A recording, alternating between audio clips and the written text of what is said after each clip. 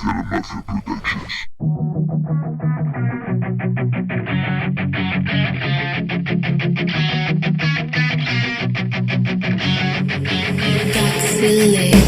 Ayer me fui a otro país donde inventé cómo salir.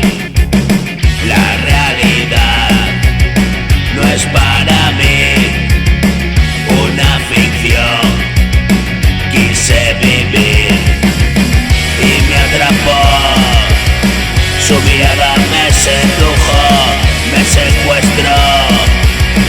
Todo el poder de su embrujo y me alejo de mi casa todo el flujo. Una inmersión, un océano profundo. Hoy regresé para volver a ser aquel que un día fue. Quiero saber quién es Manuel. ¿Dónde acaba el personaje? ¿Dónde empieza él?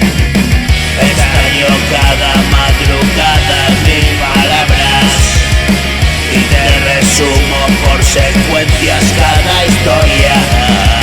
Me has escuchado, es hora de dar las gracias. Equivocado, fui presa de la desgracia.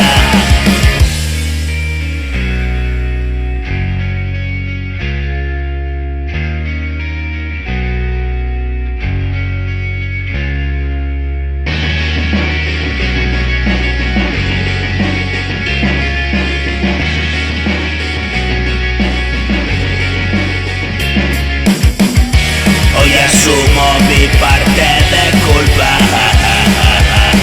Si te causé perjuicio, por favor disculpa. Estoy molesto y a veces me asusta. La relativa cercanía me disgusta.